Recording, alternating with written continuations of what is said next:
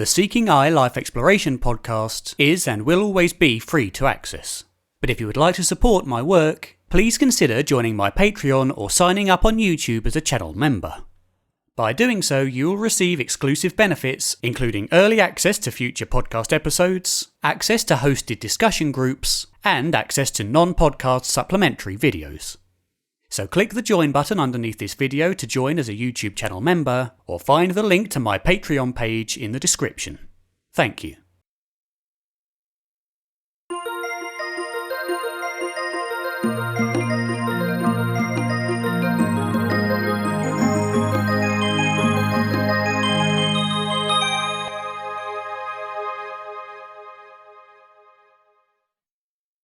I think 22 years ago, at the time I was living in Geneva in Switzerland, and I was a university lecturer in public health and disaster management. So a Western educated medical doctor never had any reason to challenge the materialist physicalist paradigm that I grew up in and I was imbued with.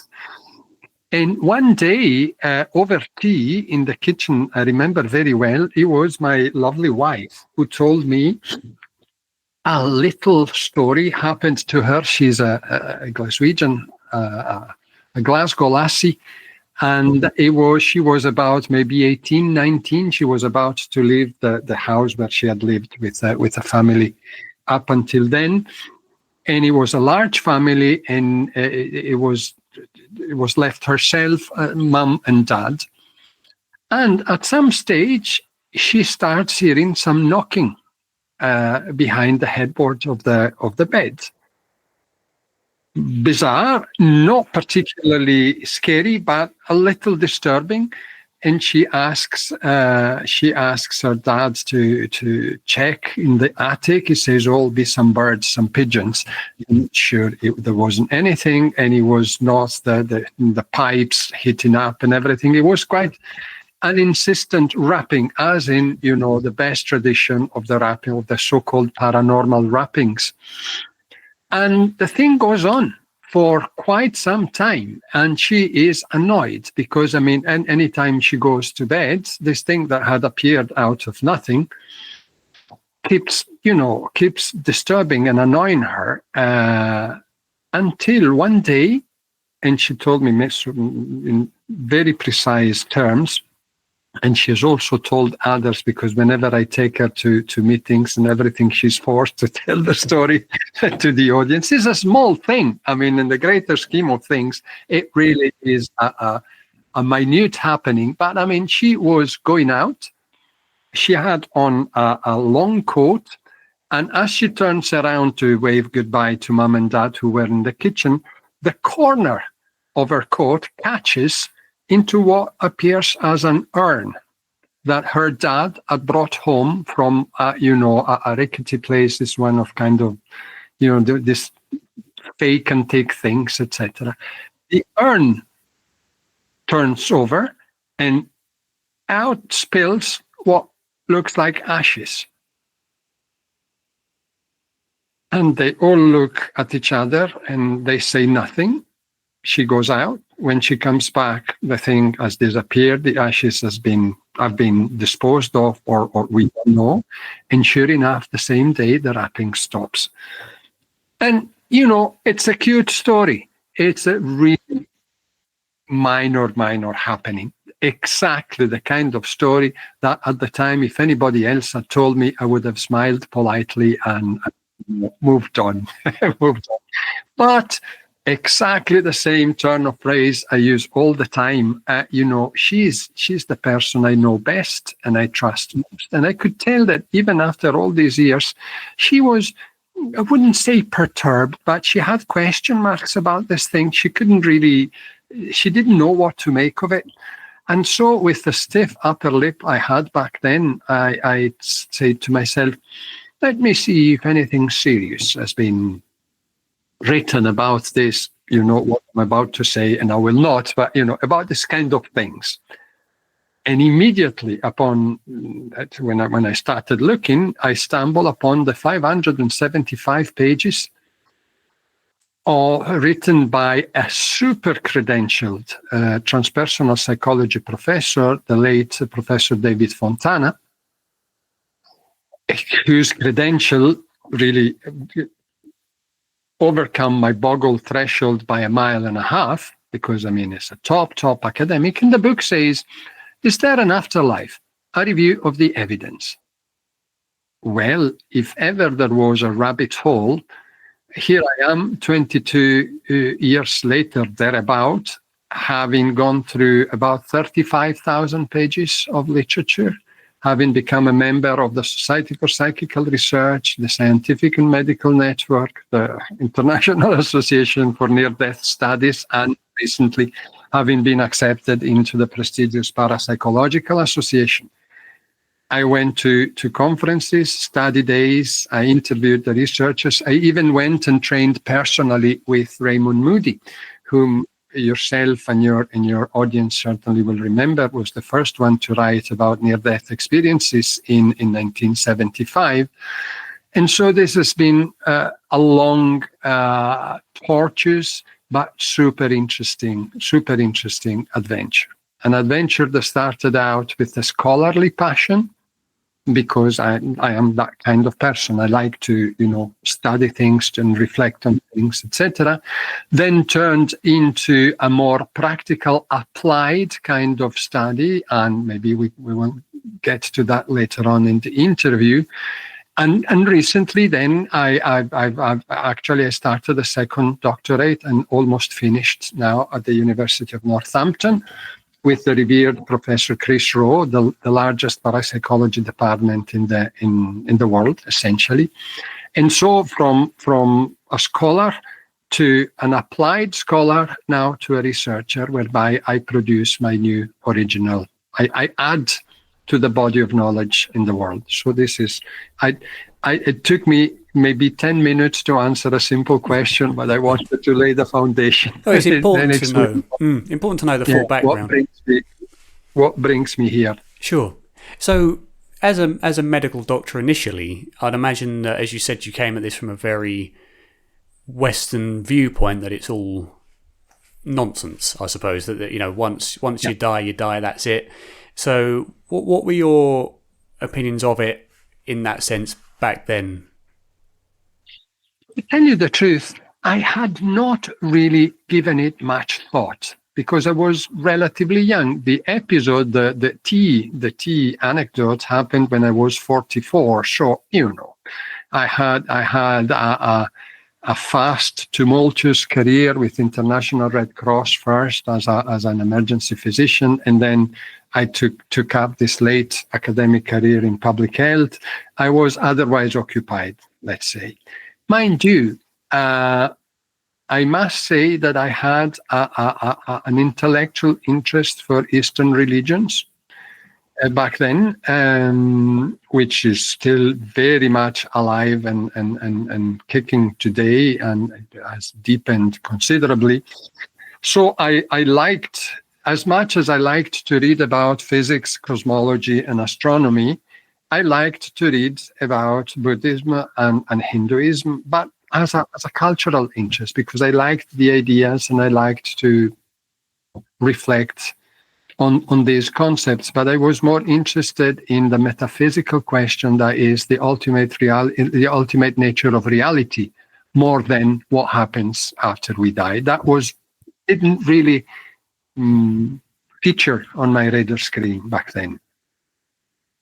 So what was it in David Fontana's book that you saw that really began to kind of pique your interest? On the one hand, the amount of empirical evidence, and on the other hand, and I would say primarily, the coherence and consistency between very different fields of investigation. They all really areas of study, research, and investigation which are essentially, quintessentially different, diverse. They all converge. They all coherently and consistently point towards this construct that, in a way we do not understand, human personality seems to survive physical death. And from the traditional domains of apparitions, after death communications, deathbed visions, to the relatively more recent domain of near-death experiences and end-of-life events. I mean, there are. I think that I could cut the cake into about 12 different areas of investigation, which are really, what has reincarnation studies to do with NDE research? Really, they are completely different animals, and yet they are both consistent with this so-called unbelievable truth that in a way, we survive physical death. So it really, coherence and consistency on top of the stupendous amount of evidence. When you take the pain of really biting into the evidence, is extraordinary. The quantity is truly extraordinary. Mm-hmm, for sure. I'm just going to have to pause for a moment because it's just told me that my memory card's full and it can't record anymore. So you were mentioning about David Fontana's book and the evidence in there. Was there any particular, I suppose, line of evidence from the book and from your research in general that kind of made you start to, because I'd imagine now after your years of research that you do think that there is more to life than we are our brains. It's all a matter of just luck, I suppose, over millions of years of evolution, etc. What's your thoughts, I suppose, first of all, on that? So in this 20 plus years sort of path of discovery, study, reflection, has landed me with what I like to call a rational belief. That is a belief not based on faith, not based on an experience, but based on the knowledge and critical evaluation of facts. That is what I call empirical evidence as an academic. And this faith, this rational faith, has only two articles, very simple. The first one says that mind, what we call mind, that is our particular personal assembly of perceptions, thoughts, memory, sensations, affections, is certainly closely related to, but also independent from and more than the electrochemical activity of the brain. That is the only conclusion that somebody who has taken the pain to examine with an open mind and is intellectually honest, who has looked at the results produced by parapsychology in the last century and a half, that's the only conclusion you can draw. And the second article of faith is that, in a way which we do not understand, as I said a moment before, human personality, that mind I spoke about a moment ago, seems to survive physical death. Both things are true. And in my public discourse, in my books, I tend to, as I said before, to cut up this cake. This, in fact, is not a cake, is an ocean of evidence in about 12 different areas. And for me, they're all important in their own right.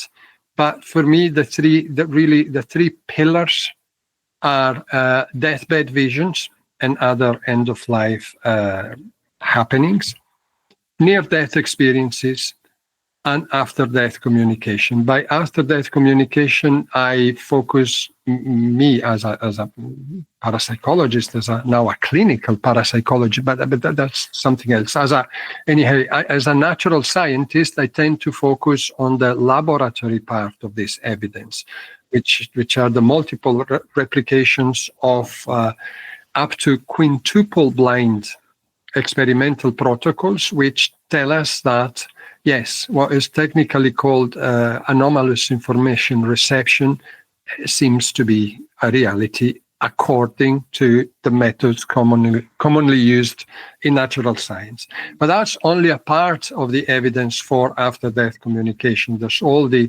anecdotal evidence and the huge in-depth investigations on mental mediumship that have been carried out for nearly 2 centuries. Now, very important, very meaningful, very, a very solid part of the evidence for me. But given my background and my structure of thinking, I look at the laboratory experiment as really within the sub-domain of after-death communication. That's what I really find convincing. So, deathbed visions, near-death experiences, and after-death communication, particularly laboratory mediumship. NDEs, near-death experiences, they come on top in a way, because at the same time they demolish the construct that the theory that mind equals brain. Because we know, the phenomenology of the experience is such that we have higher cognitive functions, including the formation of long-term memories and well-documented, long-lasting psychological and behavioral changes in the experiences in the absence of a brain.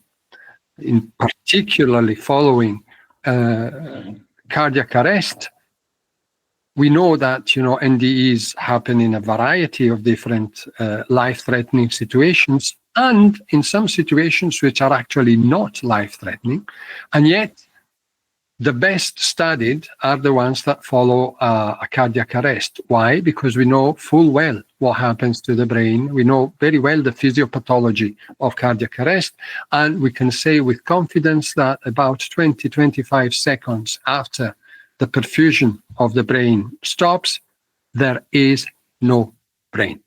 End of story. And so, on the one hand, the existence of very advanced cognitive functions in the absence of a functioning brain demolishes the equation mind equals brain. On the other, NDEs are strongly suggestive of life after life, and to me, it is not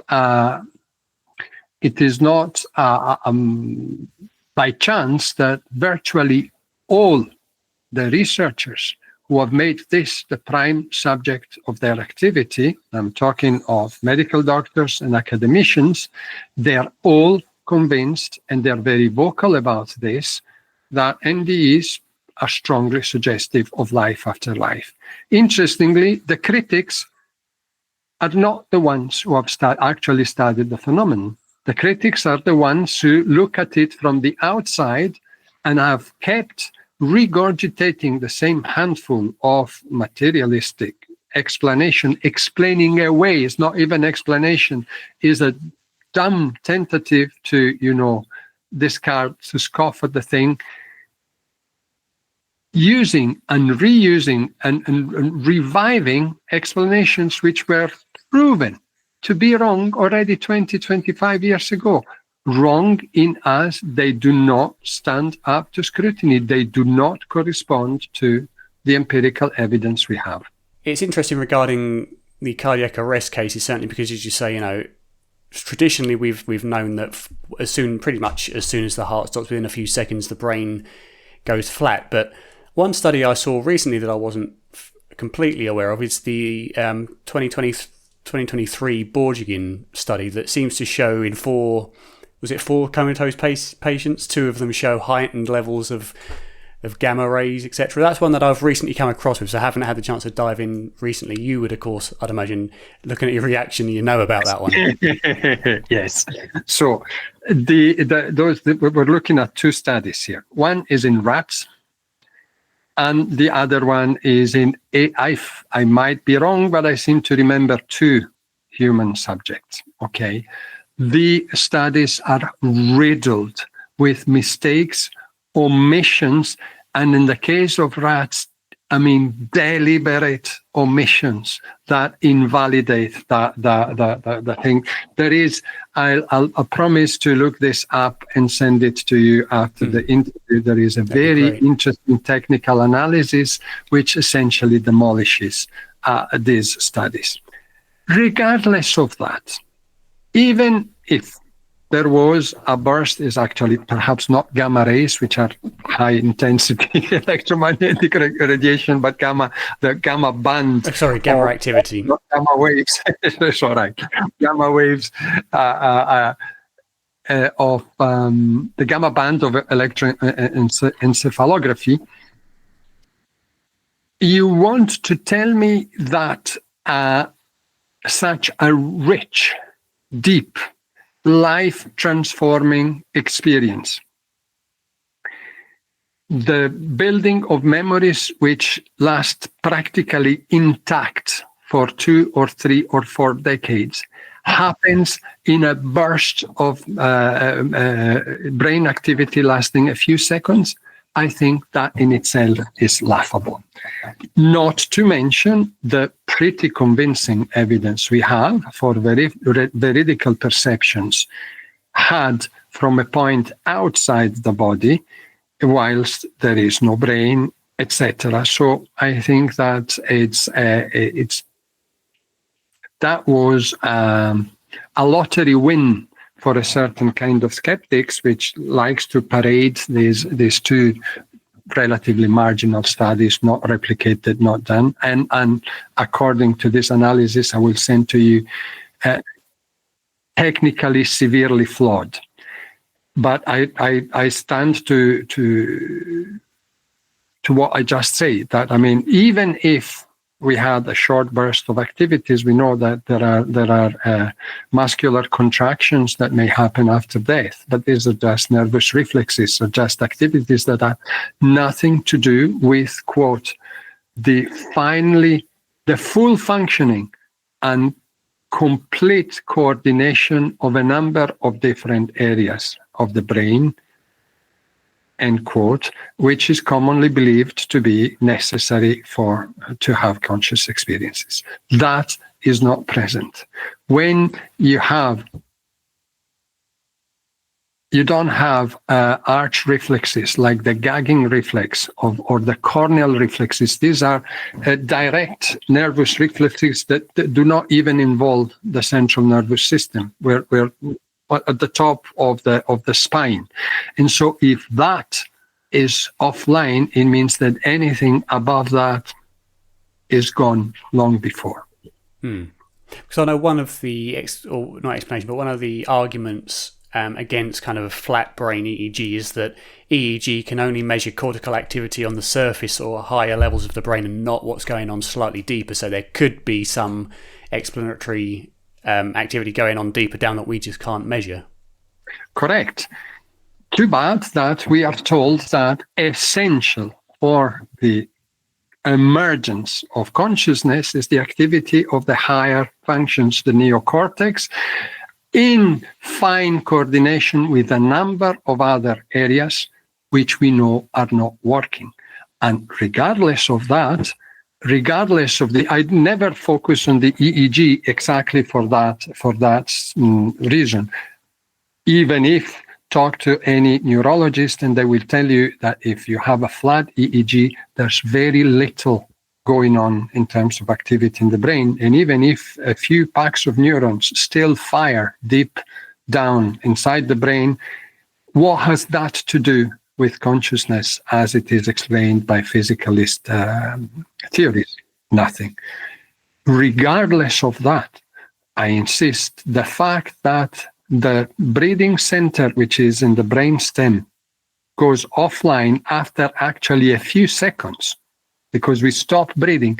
That is one of the oldest phylogenetically structures of the brain and one of the best protected. If there is one red blood cell carrying oxygen is diverted there, because that has to keep working. Otherwise, the brain and the rest of the body simply dies or ceases functioning. The fact that a few short seconds after the heart stops beating, breathing stops, tells us that deep down, the best protected part of the brainstem is offline because it's not receiving oxygen. Furthermore, and that is still brainstem is still part of the central nervous system. The absence of arch reflexes tell us that there is no brain. So discussions about electrical activity become spurious. Exactly. No point. You mentioned veridical experiences that take place again when the brain is offline. I've seen again several arguments that claim that none of such cases have ever been proven to take place, probably meaning in a laboratory setting, but generally that none have taken place that can be verified to the level that would be considered evidence. What do you think about that claim? Who decides what is evidence and what it is not? That is the problem. And a certain kind of critics keep moving the goalposts. They decide themselves what is evidence and what it is not. And therefore, if you look at the infamous Randi Prize, he was offering $1 million, essentially challenging somebody, metaphorically, take a seed of wheat, plant it in concrete, let the concrete solidifies, and if the seed germinates, I will give you $1 million. Right. So that is the kind of moving the goalpost. What is the evidence? And I really, in terms of philosophy of science, I strongly defend a much broader definition of evidence. And this doesn't come from me. I'm not a philosopher of science. I have read and studied people much more learned than me who have reflected on such issues. So I refer to as the pyramid of evidence. And the pyramid of evidence, we should slice it in half. And then the top half, we again slice it in half. You will understand that we end up with areas with considerably different, considerably different volume. The bottom half of the pyramid has a lot more volume. And then as you go up, the other two parts progressively have less volume. Therefore, since we're talking about evidence, there are less elements of evidence in the three sectors of the pyramid. The bottom of the pyramid is anecdotes, and this works for NDEs and for all the areas of interest to me, in the areas of research and evidence of interest to me. Anecdotes are the stories people tell. And a certain kind of skeptics go on with the trite mantra, the plural of anecdotes is not data, which to me is totally extraordinary. So let's assume that I should, as a physician, if I were a GP, I should discard what a patient tells me during a consultation because that's anecdotes. That's the stories this person is telling me. Okay, the entire system of curative medicine would essentially collapse. Let's imagine that we would discard the testimony in a court of law because these are the stories people tell. The entire legal system, judicial system would collapse, right? So for me, anecdotes are not proof of anything. Nothing is actually proof of anything. Nothing, right? Apart from the mathematical equations that you do the calculations 1,000,000 times and you always get the results. At any level of the pyramid and any level of the natural sciences, we talk about evidence. Anecdotes are evidence, are not proof, but are a very important evidence that something might go on. Okay, something may happen that is worth looking into. And the anecdotal evidence for veridical perceptions during NDEs is pretty extraordinary. Okay, the stories from the red shoe on the third floor to the dentures, there's plenty of these stories. And if you start analyzing a little bit the stories in detail, the idea that these might have been construed out of what? A desire to look interesting, when we know full well that NDEs are hidden as much as people can hide them for the fear of ridicule and for being taken for loonies. Imagine, I open and close quickly a parenthesis, what I find particularly disturbing is that the beneficial after effects, psychological and behavioral, of NDEs are delayed by delayed in disclosure. It takes a good couple of years before people have the courage to talk about their experiences, and then the beneficial changes take hold. So the people have no incentive whatsoever to come up with these absurd stories, which then are investigated and found to be true. They have no incentive. So I tend to believe, but I stick to my point, that I do not consider anecdotes proof. I consider them the beginning of evidence and a good signpost that encourages us to study more. Study more, yes. The Michael Sabom investigations, the Penny Sartori investigation. Let's say that, I'm sure that your erudite public will know at least some of these things.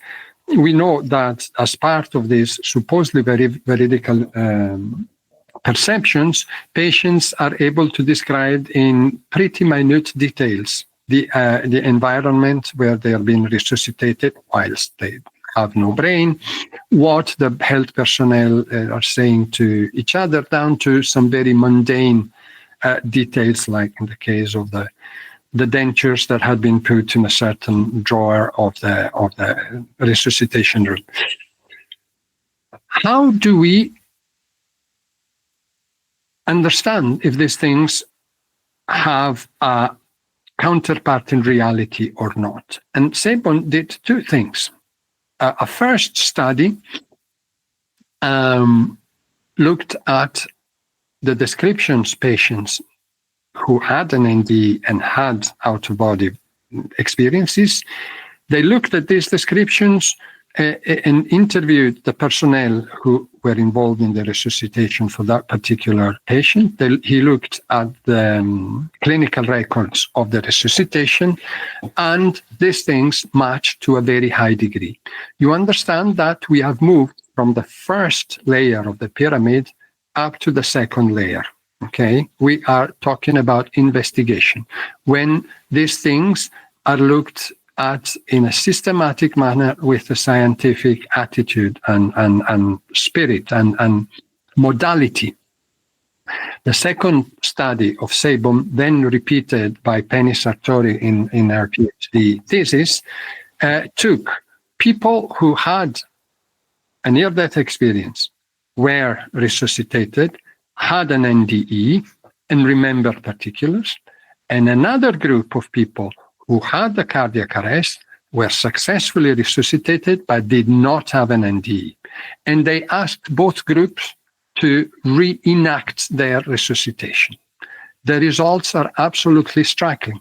Those who had the experience were able to relate masses of minute, intricate details about the procedures. Those who did not, and they went through exactly the same process medically, they were not able to produce anything. They produced generalities, general descriptions, largely based on medical drama we see on the television, riddled with errors. And in the case of Sartori, quite a few of the control group were not even able to guess. You will understand that the weight of the evidence of the second layer is considerably higher. So if you have an indication that something's going on from the anecdotes, and these anecdotes receive corroboration from in-depth investigations, the collective weight of the evidence becomes more important. The top of the top of the pyramid are laboratory experiments. And laboratory experiments, as we know, are extremely important because researchers are in control essentially of all the parameters of all the conditions under which a supposed phenomenon or whatever effect we're trying to identify takes place. If the effect shows up under such conditions, we can be reasonably sure that it is true. That something that began with an anecdote survived the investigation. If it shows up in laboratory conditions, I think that we have very near certainty. Now, a number of experiments have been carried out over the years. 6 rounds, if I'm not mistaken, but I'm not. Anyway, a number of investigations have been carried out and have drawn essentially a zero. When I say essentially, I would take exception of the AWARE-2 study, in which we have 2 apparently veridical, verified perceptions happened during resuscitation in this multi-center. Everybody knows AWARE-2. Excuse me, Dr. Samparnia. Unfortunately, one of the 2 patients died before we could do a follow-up. So it is a 0.5, 0 point something is not exactly 0.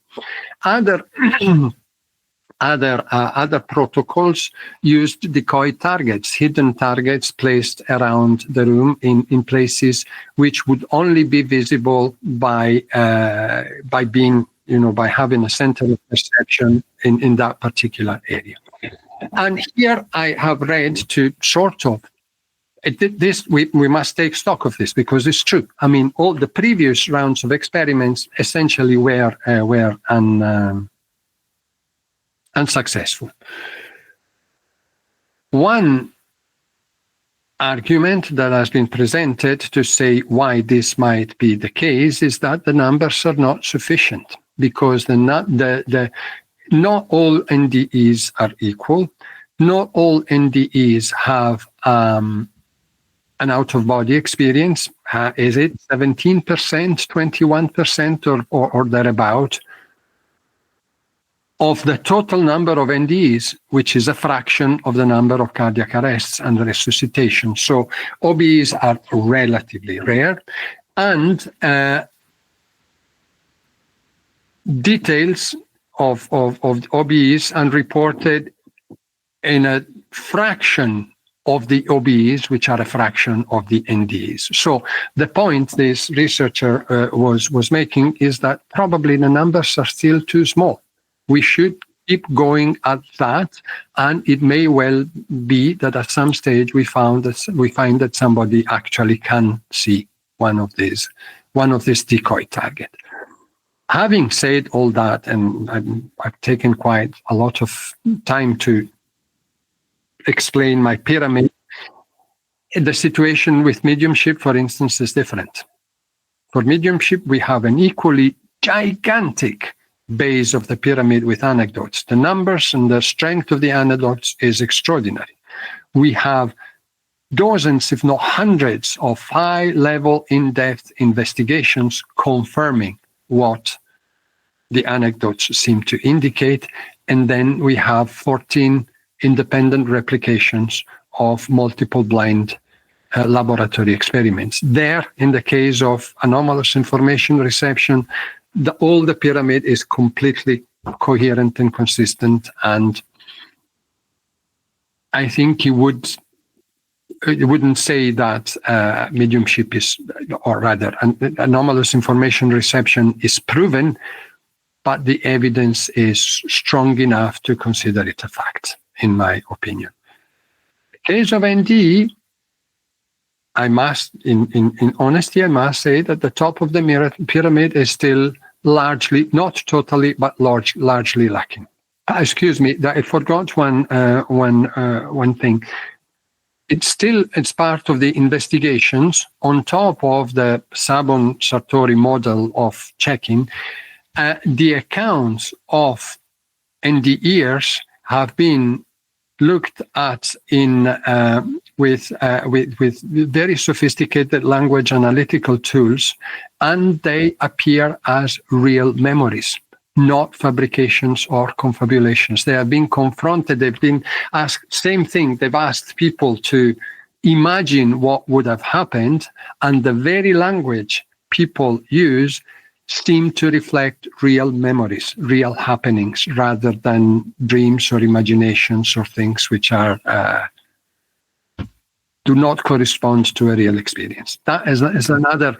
We're still at the investigation level of the pyramid, but it's another interesting, intriguing element.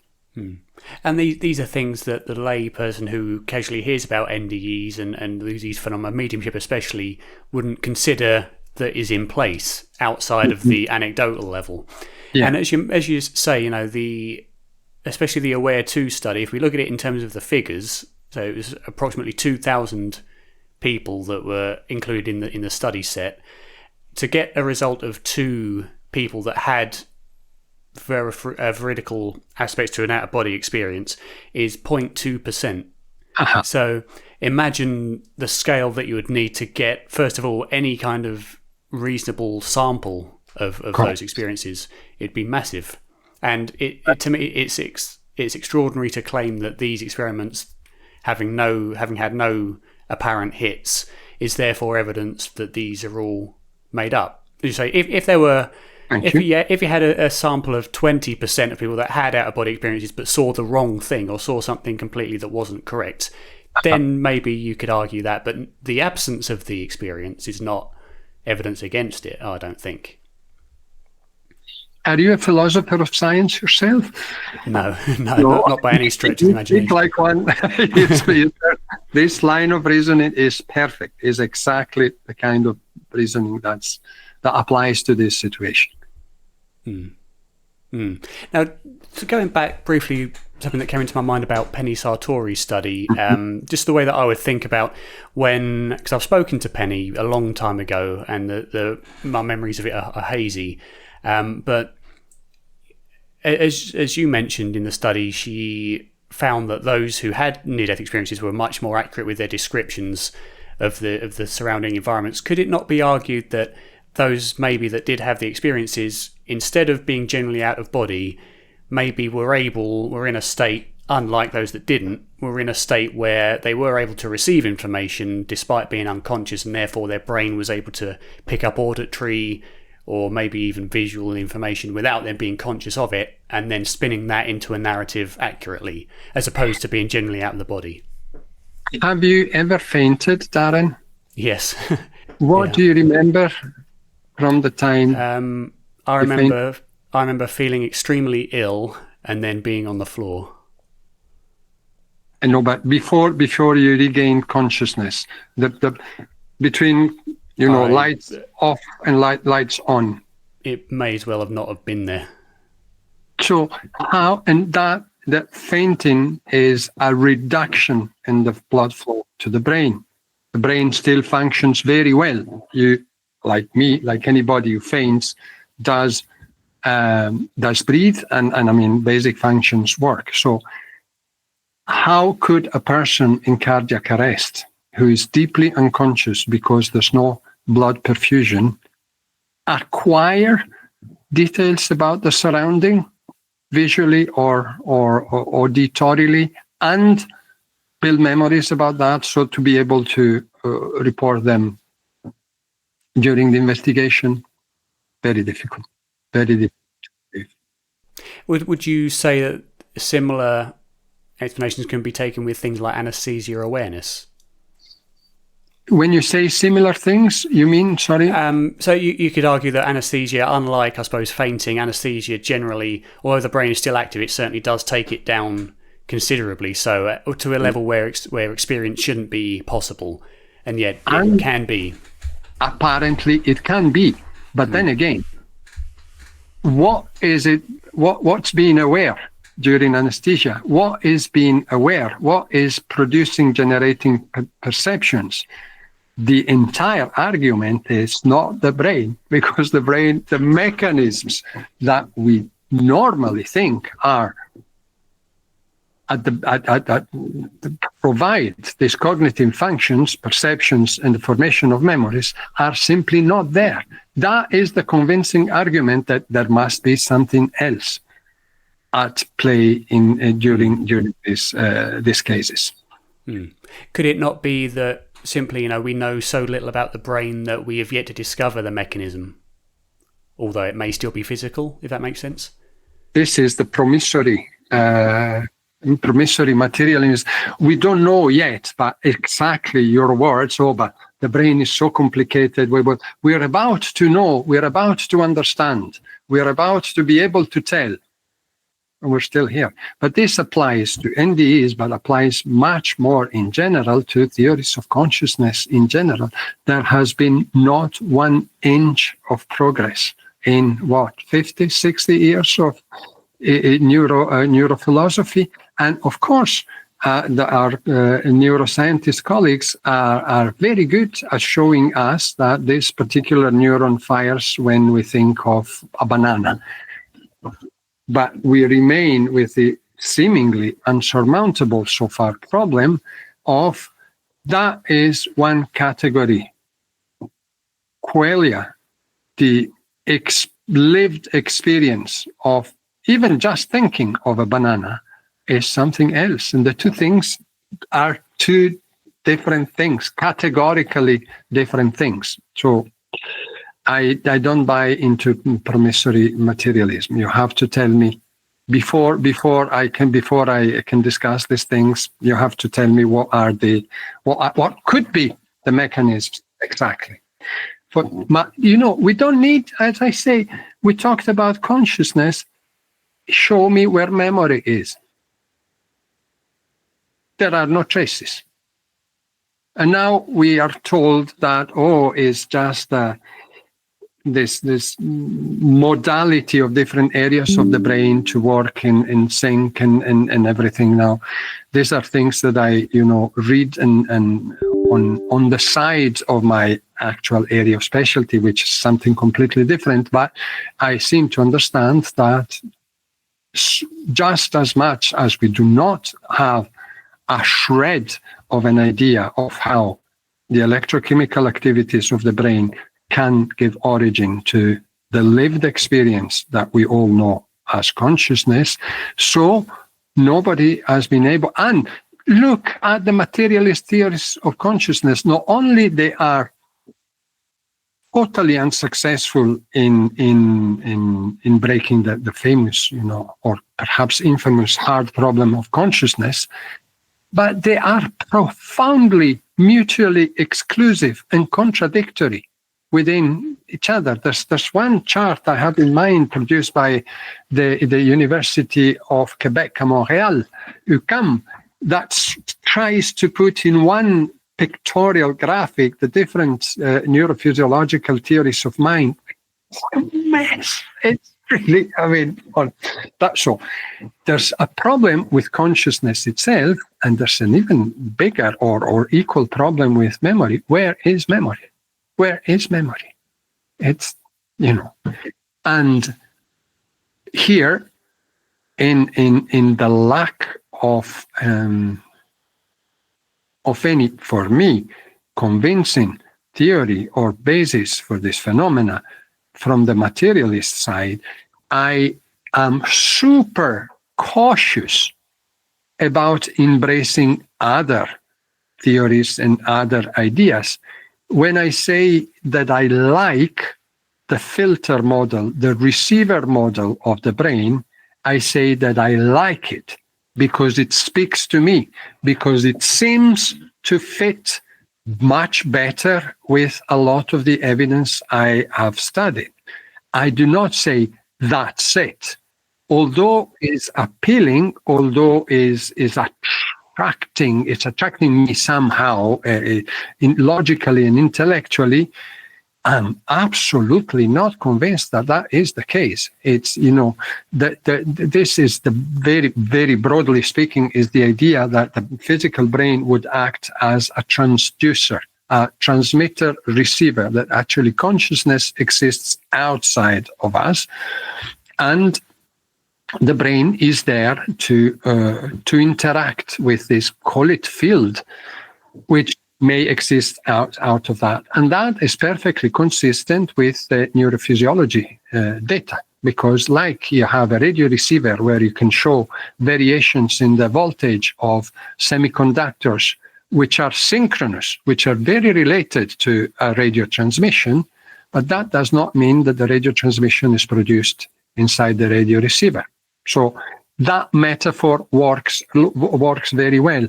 The same may work for memory. Memory, the big hard disk is up in the cloud, is not in the brain.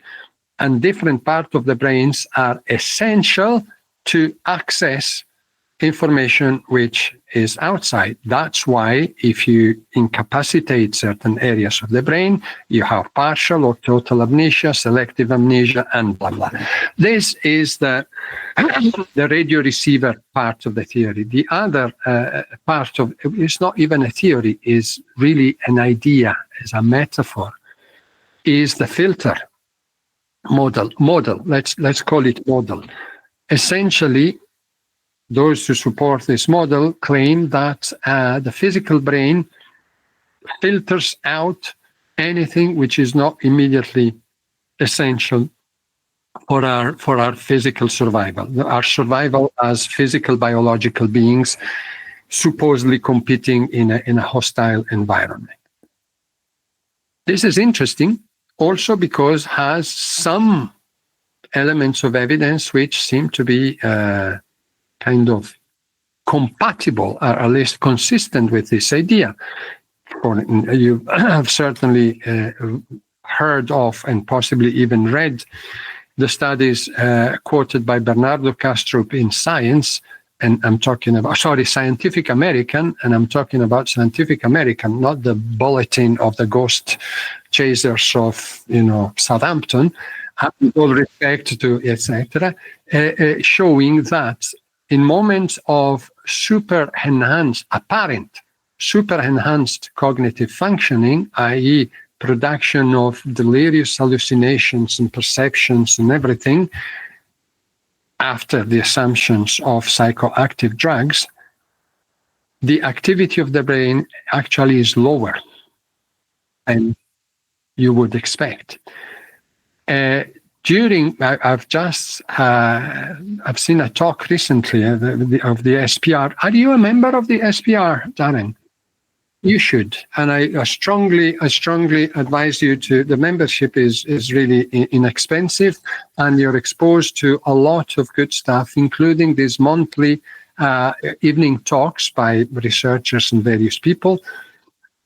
And the last one was a pretty in-depth study on the electroencephalographic recordings of mediums, comparing them during simple relaxation, creative activities like writing a letter or coming up with a story for a book or something like that, and alleged mediumship, and the parts of the brain that work during these apparently different cognitive functions are very different from each other. So we cannot say that mediumship is inventing things, because it's different parts of the brain that work for that. The uber point of these EEG studies is that during what seems or appears as mediumship, brain activities is decreased. If you look at the Ganzfeld studies, for instance, studying telepathy, the Ganzfeld state in which a person is in a deep state of relaxation with, white noise and the famous ping pong balls, the whole field and everything, that is a reduction in cognitive functions, a reduction in the activity of that brain that perhaps exists to keep us alive in the forest. And in these conditions, ESP appears. In these conditions, telepathy is more frequent, is more likely to happen. So all these are suggestions. What I can say for certain is that I find materialist, physicalist theories of brain totally wanting. And I find these other models very alluring, enticing, but I'm far from saying that that's it. Incidentally, you probably know of Federico Fagin. Not a name to you, Federico Fagin. Oh, yep.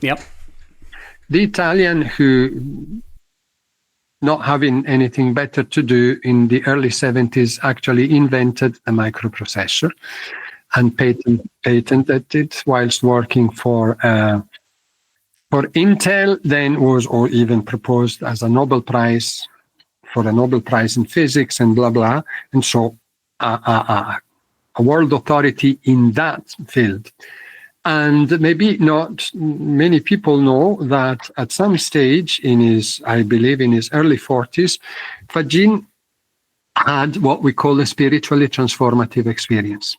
This top physicist and at that stage top tech entrepreneur, not we who meditate every day for 30 years, but him in the midst of nirvana, really in the total absorption in the material life, has this spiritually transformative experience, a fully blown mystical experience, the sense of unity, the classic things that SDEs typically entail. Following which, Federico said, you know what, I've got enough money for the next 17 generations of my family. So he dropped Zixel, he dropped all his entrepreneurial pursuits and became a leading neurophilosopher, one of the ones who propose a non-physical basis for consciousness. In particular, he says that consciousness is irreducible and is a fundamental property of quantum fields. And is apparently modeling it mathematically, although I have not seen yet anything in the literature, whilst his very much look-alike theoretician, Donald Hoffman, has published the mathematics of his conscious agents hierarchy. Same thing, essentially same thing. One has published, the other one has not published yet. But Fagin is a world celebrity. Well, the 17th of September, the humble Piero will have a TED Talk-like encounter in Turin, in Italy, with the very Federico Fagin, and we will discuss our issues of mutual interest. Because my point, what I find interesting to explore with somebody, with a theoretician like him, what can the evidence produced by parapsychology say in the debate about the nature and origin of consciousness? To what is very tempting for somebody who's not deep into the particular discussion debate, is very tempting to say, oh, of course, the existence of telepathy, precognition, psychokinesis, remote viewing, they're all proofs that the mind is not physical, is not local, and blah, blah. I like to think about that, but is this justifiable? I'm not entirely sure. So I would really like to hear from him, and it will be an interesting discussion, I think, with the public. Sounds like a very exciting event. Oh, and besides myself, I tell you, honestly. When is that? The 17th of September. So not far off. No, not really. In Turin, yes. Very, very exciting. I'll be looking forward to seeing that. So just stepping back a little bit, because one subject, as you mentioned, that has been very highly researched is mediumship, and that's a subject that everybody knows about, and probably 90% of people think is nonsense, and has never gone any further up the pyramid than anecdotes and nice stories. So what kind of research has been done to validate the anecdotes of verifiable reception of information? Right. So we're talking about research, therefore the top of the pyramid, therefore laboratory. Because if we were to tackle the investigation part, we will be here for the next 2.5 months just to scratch the surface. The book, the Fontana book is essential. Perhaps my own 21 days, if anybody would care to look at it, look up my name on Amazon, you will find 21 days into the afterlife, which is a sort of not even a popular science introduction, is an introduction to the survival hypothesis, but issues are dealt with, I believe, in sufficient depth for people to understand that there's really solid evidence behind all these claims. So we cannot look at the investigations because this is not the setting, and we cannot do justice to that. But I think in 5 or 10 minutes, we can indeed give people an idea of what laboratory mediumship research is all about. The problem here is to ensure that mediums or purported mediums cannot acquire information through known means. Okay? Let me define technically. Anomalous information reception is the purported ability to provide specific and accurate, and I will define this in a moment, specific and accurate information about a discarnate, that is a person who's allegedly go on living after the death of the physical body, in the absence of normal means of communications, right? That is the business of laboratory mediumship research. What are the typical mechanism, the typical channels for a person for a purported medium to acquire information about the discarnate? If we want to rule out, and this has been done to an unbelievable extent with some of the historic mediums in the last century, private investigators were hired to follow them day and night to make sure they could not go at the address of the people who turned up. I mean, honestly, that's what, when I say that the depth of these investigations, the money, the energy and the time that has been spent to try to catch them out is phenomenal. No. Right. So let's put that aside. Let's remain in a more realistic, naturalistic environment that is how, where, and when the seances take place. During a normal seance, we don't think that the medium has known in advance who the sitter is, so could check the Facebook page or could go and somewhere. The two classic mechanisms widely employed by a lot of people who call themselves medium are fishing and cold reading.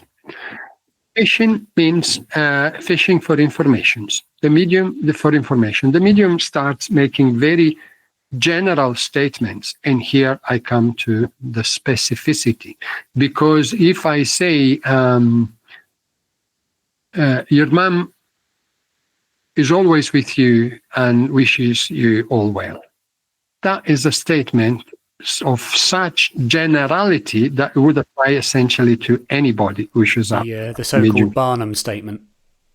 Totally. But, a person who goes to see a medium often is in a delicate psychological state and tends to grab to anything. So that, by the sitter himself or herself, tends to be recognized as something valid, whilst it is not. For us in research, it is not. So you start with that. You make other generic statement, and here the fishing for information merges into cold reading, because the medium goes, I see a male figure, which would apply to at least 50% of the population, and they carefully look at the non-verbal communication on the part of the sitter. And it's easy to see if the person the sitter wanted to hear from is indeed a male person or not. And if the medium is encouraged by maybe a facial expression or a movement of the body, then the medium tries to refine the statement, say, yes, a male figure is a father figure, I think. And that may be right or may be not right. And again, there's more cold reading. And so through successive less and less generic statements, we might come to a statement which is actually of a certain specificity and accuracy, but it's been arrived at using well-known and well-identifiable means, right? How do we make sure that these means are not employable? We think that we have invented laboratory research in recent years.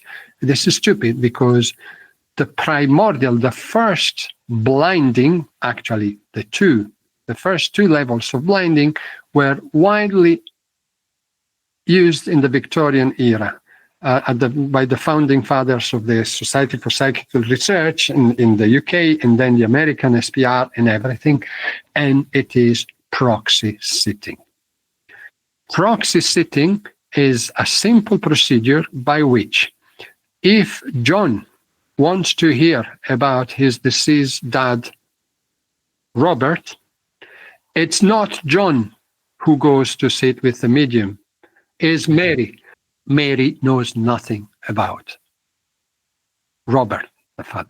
And so there's no possibility of cold reading. End of story. That already is sort of negated by the very fact that you have a proxy sitter instead of the intended sitter. In this case, you have already 3 levels of blinding, because the medium doesn't know who the discarnate is, first level of blinding. Mary, who goes to sit with the medium, doesn't know who the discarnate is, and that's a second level of blinding. And in more sophisticated protocols, Mary does not even know who John is. Okay, that's the 3rd level of blinding. The envelope has been pushed in recent development to 5 levels of blinding. Julie Beischel of the University of Arizona to begin with, and then currently Windbridge Institute, famously said, nobody knows anything about anybody, right? It's that there are 5 levels of separation between medium and sitter. But again, this is contemporary. Already in the 60s, the rationalist president of the SPR at the time, Professor Dodds, a terrible person, I seem to understand, really, carried out over, I think, 120 proxy sitting sessions, not carried out, sort of supervised 120 proxy sitting with the medium, the famous medium of the era, Noah Williams, and looked at the number of statements which were specific and correct, and came back with a phrase which I quote. I quote in my book. I don't actually remember the precise words, but he says, no known mechanism, including undisclosed memories and this and that, nothing can account for the level of information that has been provided. So that was already in the 60s. So if these 5 levels of separation allow us to say with certainty that the medium cannot acquire that information through normal means, it says nothing about generic statements. Because the statements remain generic, what is the value of the evidence? Essentially none, or very, very low. Okay, fine. People recognize these statements. The sitter, the actual sitter, I mean, the intended sitter, recognize these statements, but perhaps he or she does so because the statements are very generic and he or she wants to believe, which is an absolute respectable sort of explanation or hypothesis. And so recent protocols on top of the 5 level of separations present the intended sitter not with the reading intended for him or her, but with 4 different readings.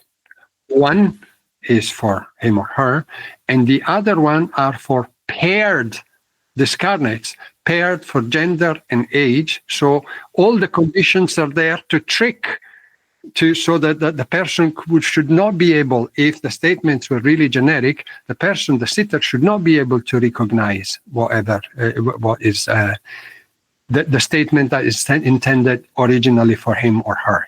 Well, in 80% of the cases, they do. And that's quite considerable. It is quite considerable, and the odds against chance are in the millions to 1. So, and there's a good meta-analysis by Professor Tresoldi of the University of Padova, which looked at the 14 replications we have from the late 1990s up to now of protocols in multiple blind conditions, and the results statistically are very convincing. Very convincing. So what are some of the skeptics' arguments to that kind of data? I haven't seen any, to tell you the truth. Fair enough. Because there's nothing to be said. What can you? This is so watertight.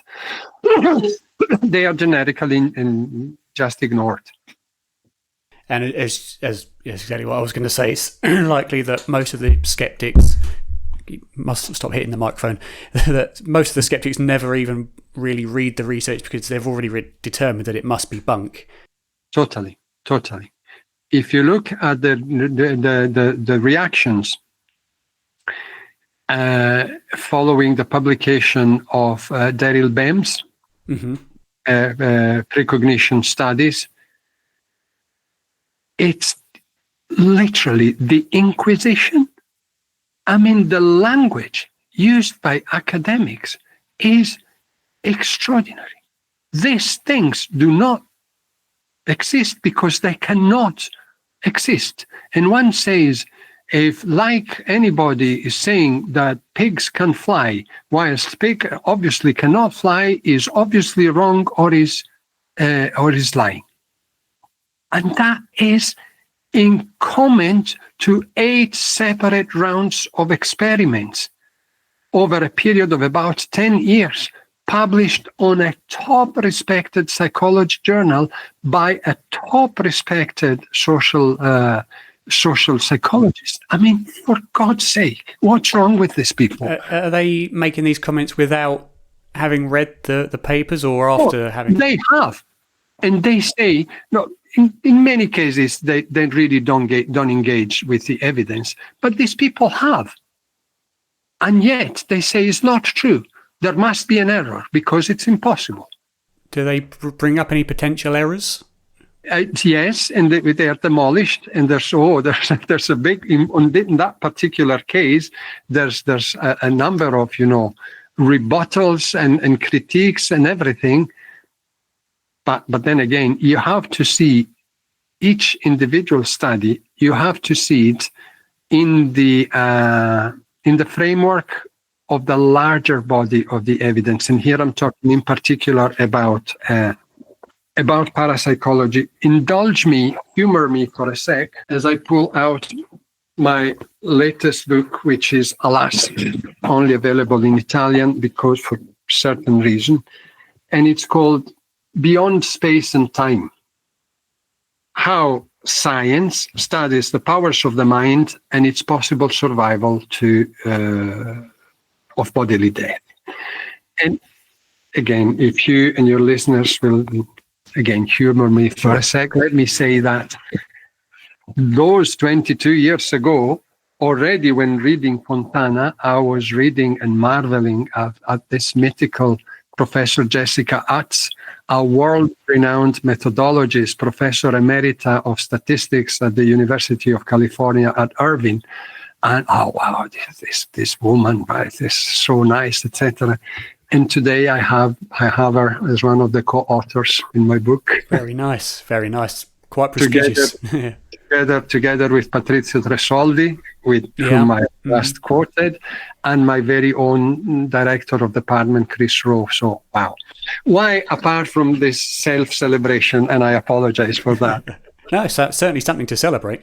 This book does not exist in English, and I should kind of translate it. Because this book does not prove or does not attempt to prove that psychic powers are real. This book does prove that, as the subtitle says, the methods commonly employed by natural and social sciences are and have been used for a century and a half in the study of psychic powers and the survival hypothesis. And this book contains is the semi-vulgarization of 50 peer-reviewed articles. The 50 peer-reviewed articles appeared in the last 130 years, which I think are the most, or at least are a good representation of what parapsychology has produced. And if anybody wants to have an educated discussion on the subject, you have to know this, not this book in particular, but you have to know this literature. You have to have read the studies. You have to have read the meta-analysis. You have to understand that we're looking at thousands of peer-reviewed papers, probably to the tune of at least 10,000, published by hundreds of professional scientists on, yes, most of them are on quote-unquote minor journals like the Journal of the SPR or the Journal of Parapsychology, but try to get published in those journals. And tell me if that is that easy. If you say stupid things, do you get published? No, you don't. But they're also published in Nature, The Lancet, Scientific American, Science. So come on. Those who say 130 years of nothing are either ignorant or intellectually dishonest. There's no way out of that. Then, although that was not my purpose with this book, I think that people will come out with a pretty good understanding that, yes, psychical powers are indeed real. But that was not the purpose. That was not the aim. Sure. And you mentioned a long time ago, relative to this interview, that you are currently a clinical investigator of it. So let's talk about your work in that. Please, because that is really although this is an intellectual passion, parapsychology is an intellectual passion, but clinical parapsychology is where I feel it satisfies two things. On the one hand, remember, I am before doing this, I have been a medical doctor. I've been a humanitarian. As I said, I worked for the International Red Cross and briefly for the United Nations. And for me, the idea of being able to make a difference, to be of help to people, has been central to my life, to my sense of being in the world. And so I ended up in this very rarefied but essential, a very important field of clinical parapsychology as sort of the embodiment of that, the realization of that will and essential desire of being of help.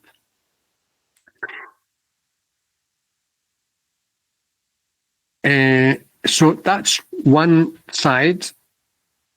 One reason why this is very important to me. The other reason is that I feel that I've made an original contribution to the field, and that is potentially very, very important.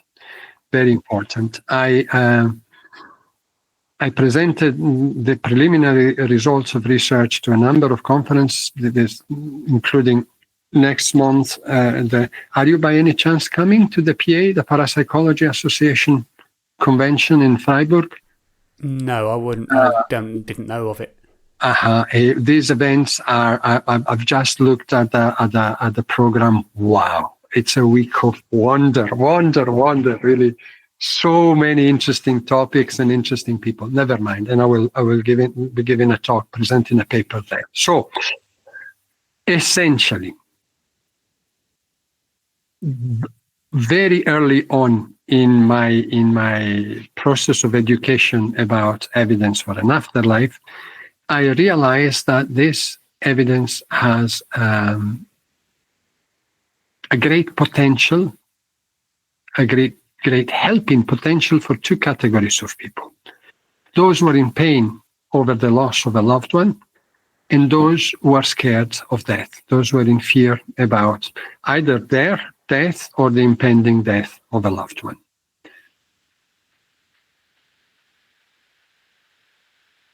Based on this intuition, in 2011-12, I spent an inordinate amount of time putting together an 8-hour video course presenting the evidence that we've been talking about, the 12 areas of evidence, and in writing a cognitive therapy styled self-help book to accompany this evidence, these video lessons.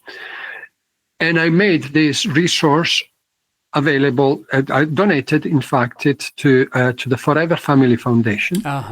Okay, that you may know is an American-based but worldwide organization, which is not-for-profit, non-religious, and devoted exactly to the dissemination of afterlife science for the specific benefit of the bereaved.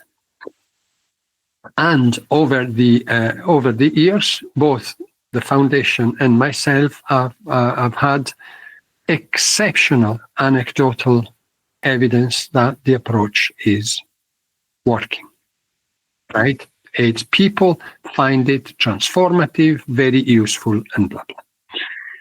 Why it may work? And here, I'm sorry for talking me. But it's interesting, perhaps, to follow the genesis of this. In between 97 and 98, I lived through a clinical depression, very significant, severe clinical depression, frankly suicidal. I've been there. There you go. And what pulled me out quite well and quickly was a course in cognitive behavior therapy, which then, as we know, as the broadest and largest and deepest body of empirical evidence supporting it, and not by chance, is now the treatment of choice recommended by the ministries of health, essentially of all the countries in the world. And that really struck a chord, not only because it helped me, regaining a pretty good quality of life, but because I liked the idea. The psychological treatment of thoughts really appealed to me, to the point that for my own interests, I took out a postgraduate diploma in CBT. Cognitive therapy essentially teaches, first of all, is based on the fact, is not an assumption, is the fact that the way in which we feel depends entirely on, or mostly on, the way we think. And negative emotions, like particularly depression, stem from an excessively negative interpretation of what goes on in our lives.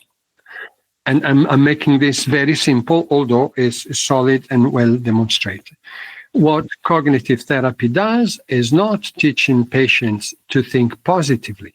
That has been tried and proven not to work.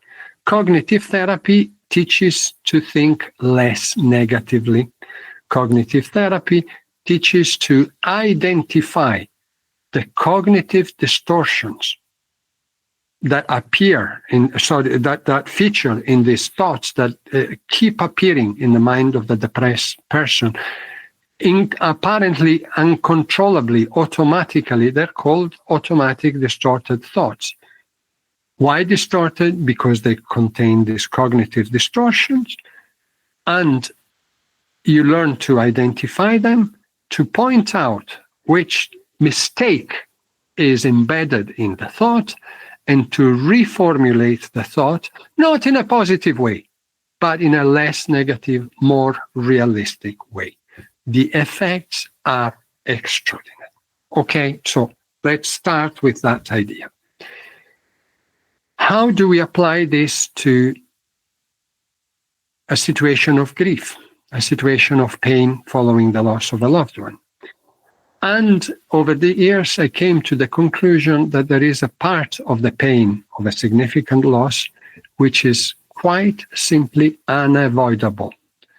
There's no therapy, there's no tablet, there's no nothing which will take away that part of the pain. We suffer because we loved, and we still love, and that is a part that cannot be taken away, and I don't even think that we want it to be taken away, because it's such an integral part of who we are as human beings. There is, however, another part of the pain of a loss, which I think is indeed available. That is the part that is rooted in the thought, my loved one has disappeared. He or she is no more, has atomized, has vanished behind the dark curtain, and he or she is no more. And also, of course, that we'll never see them again as a result. Following the cognitive therapy model, this is an unrealistic, distorted thought. Why? Because we have evidence that says that this is not the case, right?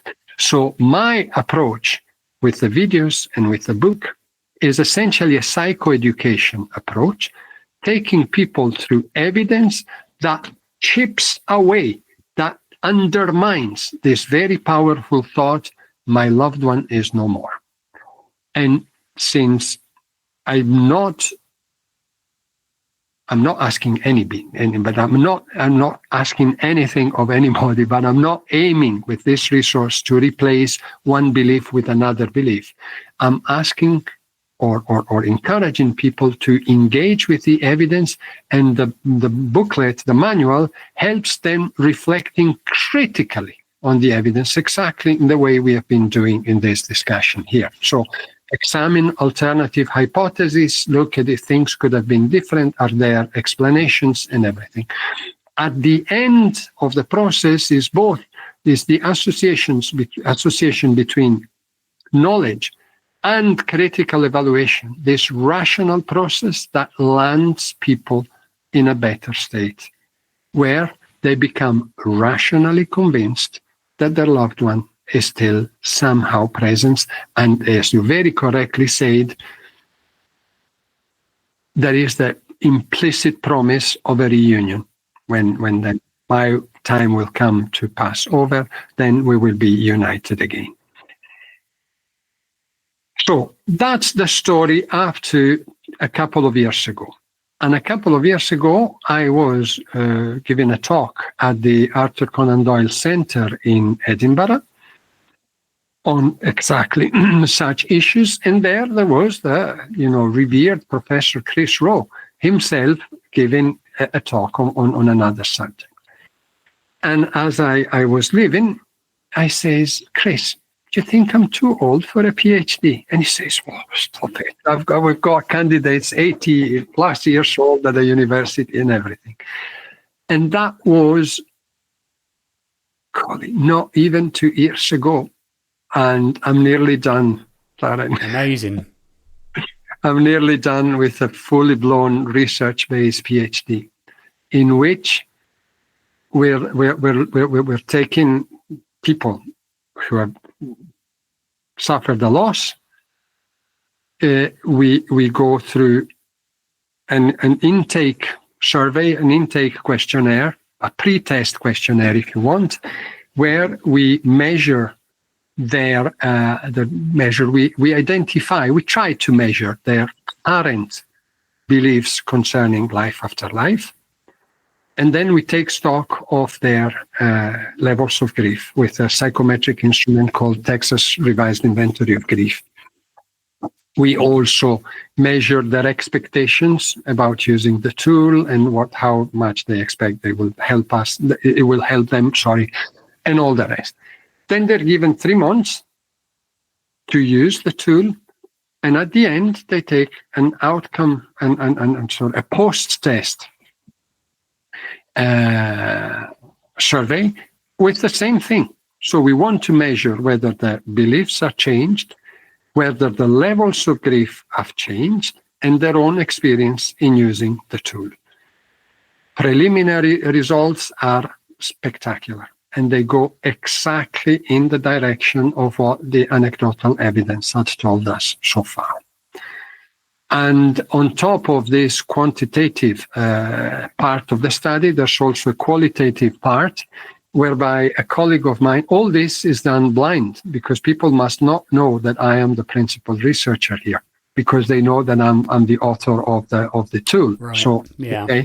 They interact with grief study. The email says grief study, and it's all impersonal. They don't know. And the interviews, which are form the qualitative part of the study, are not done by myself, but they're done kindly by a colleague of mine and a colleague in the university. And that looks at really the lived experience of using this tool and how engaging with the evidence has shifted the thinking process, and therefore the moods and the levels of grief. And I'm really encouraged, and this is a really very good thing. And I hope I will be able to tell the world, yes, bibliotherapy, psychoeducation for grief based on afterlife science does work. And there are certainly several. Are you familiar with induced after-death communication as a therapy? That's absolutely. Also showing tremendous promise as well. Totally, like the psychomantium of Raymond Moody. That's what I actually went to sort of study and practice with him. Although, the psychomantium is awkward because it requires a physical thing, etc. And IADC is a lot more lightweight, light footprint, and that's why it's been used all over the world with clinically proven pretty good results. Not 100% of the cases we know very well, but a lot better than traditional psychotherapy for grief. For sure. I think the only issue that arises as a result is the potential for it to revert back with the current state of the internet and things like that, which always push forward the idea that any belief in an afterlife or of a reunion is nonsense. And I think because that's so prevalent in our society, it's very, the risk is there that the thought patterns will revert back on exposure to that kind of way of thinking, especially when it's done so aggressively. I have to sort of quick comment on that. On the one hand, absolutely. But remember, there's also the other side of the internet subculture. That is, everything is possible, and orbs and and whatever, which is to me as damaging as the negationism part of the equation. On the other, I must say that I am delighted because it has happened that I'm living through again me. People will be all very important about my personal parochial stories, but it has so happened that I've not lived in Italy in 35 years, and I have no contacts, no nothing, and except that a couple of years ago, as I was starting my doctorate, I was invited to a pretty big event where I gave a talk, and that, to cut a very long story short, generated a tsunami, I would say, of popularity. That's why this book in particular is written in Italian, and hence that, the encounter with Federico Fagin, it's, interviews and radio, TV, newspapers. Amazing. My books are selling like mad. Amazing. Never mind. All that to say that I am being bombarded with the presence on Facebook and everything by people who have, when I say bombarded, I see gathering around, because I publish my short articles on these subjects and everything. And the Facebook community is growing exponentially, and it's all made up of people who have exactly the right attitude. They don't want to believe just for the sake of believing. They like very much what I keep, insisting on, the idea of a rational belief that, based on the evidence, a rational, intelligent person can believe in an afterlife if he or she wants. And I make the point that that is a belief. Is not, I don't claim that that is the absolute truth. Is a belief like many other beliefs, including in the hard sciences, but it's a belief that is justified by evidence. The general discourse, Darren, that I see around me, and we're looking at, a lot of people, it's super refreshing. I really find that there are intelligent, rational people who can think with their own mind, and are able to sit through, to cut out both ends of the spectrum, and that is really reconforting for me. For sure, and as you say quite rightly, I think the kind of the fully faith-based belief, although reasonable to those who have had experiences maybe where they have really no choice but to believe in these sort of things, which in a way is a form of evidence, certainly for them, not for anybody else outside who hasn't had that experience. But generally, the belief for no good reason in something is equally as damaging as outright rejecting for no good reason. Absolutely, and I can even, circumscribe that. It's something that I found slightly unsettling.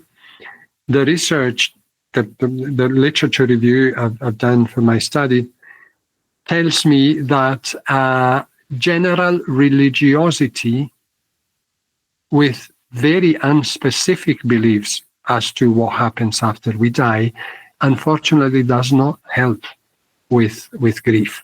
If I grew up in a blandly Catholic family in Italy, and I'm convinced for the interactions I had with that world when I was growing up, that if we were to ask 10 different, not only Christians, Catholics specifically, what exactly happens after we die, you get 10 different answers.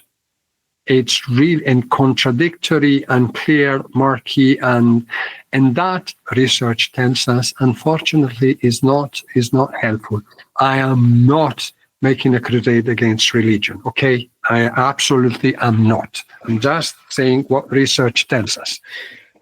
Conversely, those who have a specific belief in an afterlife, which entails, as you say, the possibility of a future reunion, clearly grieve better. They recuperate from grief faster and better. So believing in an afterlife is good for you. I think the difference generally between most religious individuals, and not everyone certainly, but most, especially with organised religion, is people will believe as a result of culture and being brought up in the religion and being told that it's true. There's a difference between that sort of belief and belief through having had personal experience or having really researched into it, which is where, people who are genuinely kind of involved in organised religion, but also because of experience or because of, deep research into it, there's a difference qualitatively between that kind of belief. Yes. And because I think as human beings, as much as we can tell ourselves that we believe in something that is irrational, without that rationality, the belief really is just on paper. I know. Agreed.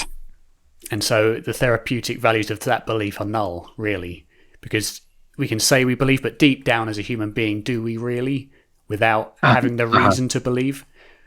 You know, like a friend of mine, like a friend of mine who was involved with drugs and depression and all that sort of thing. He had a religious experience with, I think it was with a Jesus encounter or something, and he has become genuinely religious, genuinely Christian, but he has that backing to believe it, really truly believe it. So, and his life has completely changed around as a result. But and with this, I'm afraid I will have to conclude because it's coming up to 4:00 UK and I need to move on to something else. Let me tell you an anecdote again. First few pages of this book here, and it concerns again the very Jessica Atz we were talking about a moment ago. So Jessica Atz at the yearly conference of the American Statistical Associations. So people with a level of mathematics that we simply have no idea. We cannot even, it's a different universe from the rest of us, but still, I mean, that's what they do. And she gives a talk presenting the evidence for precognition as gathered through so many experiments in the laboratory. And she does this with the language of statistics and, p-values and, Bayesian probabilities and all that. At the end of the talk, and remember, she's talking to scientists with a mega capital S, right? She asks, in order to be convinced that precognition exists, would you like more evidence or a personal experience? And everybody raised their hands. Scientists who tell us follow the scientific method and this and that. They want a personal experience. It's amazing.